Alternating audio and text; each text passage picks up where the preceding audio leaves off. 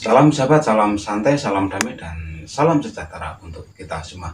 Kembali pada video tip ini, Om Bro menjawab request dari sobat-sobat Kicomania. Untuk requestnya yaitu, Om Bro bagaimana cara agar cucak jenggot itu tidak mau berbunyi atau gacor tanpa panduan atau pancingan dari suara MP3 dan suara burung lainnya. Nah, seperti ini untuk sobat-sobat semua pada cucak jenggot, seperti video-video yang sudah pernah Om Bro tayangkan ya, atau Om Bro sampaikan pada episode yang lama ya, di playlist Super Kico itu sudah ada bahwa untuk rawatan jenggot itu sangat spesial ya, artinya itu mudah dan tidak mudah atau gampang susah.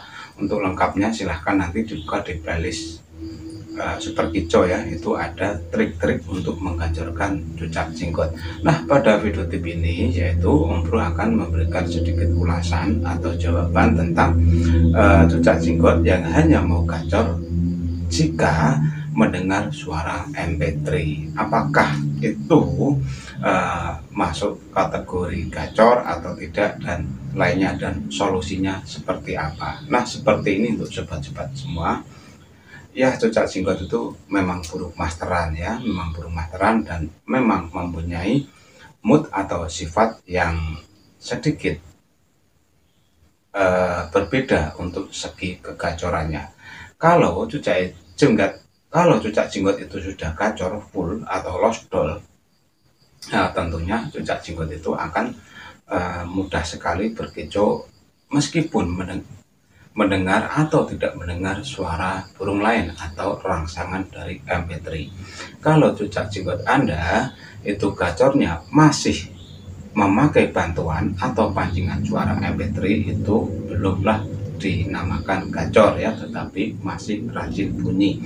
Dan cara yang terbaik agar cucak jenggot itu cepat gacor, yang pertama Anda rutin mengembunkan, itu yang pertama ya. Terus yang kedua, rutin memandikan di dalam karamba, karena sugestinya ataupun faktanya, intinya fakta dan sugesti Om Bro jadikan satu. Cucak jenggot kalau dia sudah rajin mandi dalam karamba, dia akan gacor. Logikanya seperti ini. Cucak jenggot yang kita mandikan dengan karamba dan dia mau mandi dengan sepuasnya di karamba, itu menandakan kalau fase cucak jenggot itu akan naik, dan artinya dari rajin bunyi dia akan gacor atau dia akan mudah gacor setelah dia rajin sekali mandi di karamba itu. Terus yang kedua, berikanlah suplai EF yang terbaik pada cucak jenggot.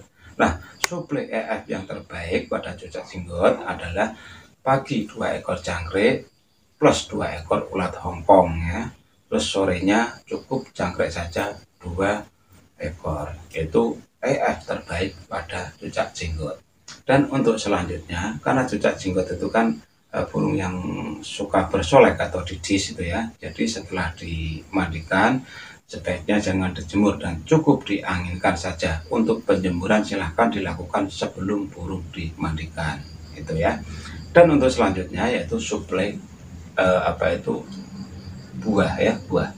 Memang buah pada cucak jenggot kalau sudah mempur itu, buah itu memang tidaklah dibutuhkan ya, atau cucak jenggot itu lebih kita optimalkan atau kita permanenkan dengan pur ya. Pur itu sebagai menu harian atau pakan harian. Tetapi apabila si cucak jenggot itu ingin Anda bikin mudah atau cepat gacor, suplai pula dengan EF atau buah ya, buah yang akan Om Bro rekomendasikan. Untuk yang pertama buahnya yaitu pepaya ya. Pepaya itu rutinlah kasih pepaya. Kalau cucak jenggot Anda tidak suka pepaya, ya kasih aja di situ, nanti lama-lama dia tetap akan suka setelah setiap hari menghirup aroma dari manisnya buah pepaya itu. Terus yang kedua buah sawo. Ya, buah sawo yang manis itu sangat cepat untuk membuka paruh pada cucak jenggot, sehingga cucak jenggot itu akan mudah atau emosi dan birehnya stabil sehingga dia mudah berbunyi gitu. Nah, dengan perpaduan PF, perpaduan buah serta penjemuran yang Anda sesuaikan, mandi karamba yang memang dibutuhkan burung serta pengembunan yang rutin, itu nantinya akan membuat cucak jenggot itu mudah sekali untuk bereaksi atau terangsang suara sehingga dia akan mudah gacor. Tetapi ingat ya, pada rawatan cucak jenggot ya, agar dia terbiasa dengan kebisingan dan lainnya, karena cucak jenggot itu juga seperti cucak hijau, dia mudah bereaksi atau mudah sekali berbunyi apabila mendengarkan suara berisik. Jadi selama penggacoran berlangsung, sebaiknya cucak jenggot itu tidak usah digerodong siang maupun malam.